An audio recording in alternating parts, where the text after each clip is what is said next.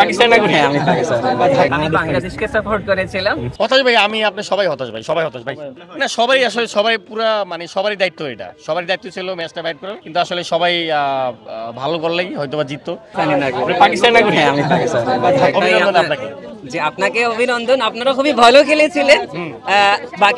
আমরা আমাদের মনের আকাঙ্ক্ষা ছিল, কারণ আমাদের টিম ভালো করছিল না, আমরা আজকে আপনাদেরকে সাপোর্ট করেছিলাম। আপনারা মানে আপনি পাকিস্তানে আজকে বাংলাদেশে হ্যাঁ বাংলাদেশকে সাপোর্ট মানে করেছেন। এই দেশে থাকেন আপনি? হ্যাঁ আমি এই দেশে, হ্যাঁ যাক আসলে এটাই হচ্ছে বাড়ি ভালোবাসা, যে এই দেশে থাকে কিন্তু এই দেশের মধ্যে একটা মহব্বত ভালোবাসা ঢুকে গেছে তার ভিতরে, যে কারণে মায়া ছাড়তে পারে নাই, নিজের দেশ রেখে বাংলাদেশের সাপোর্ট। ধন্যবাদ ভাই। ধন্যবাদ। আমি বাংলাদেশকে সাপোর্ট করেছিলাম, আর বাংলাদেশকে আজ এখনো আমার সম্মান আছে বাংলাদেশের প্রতি।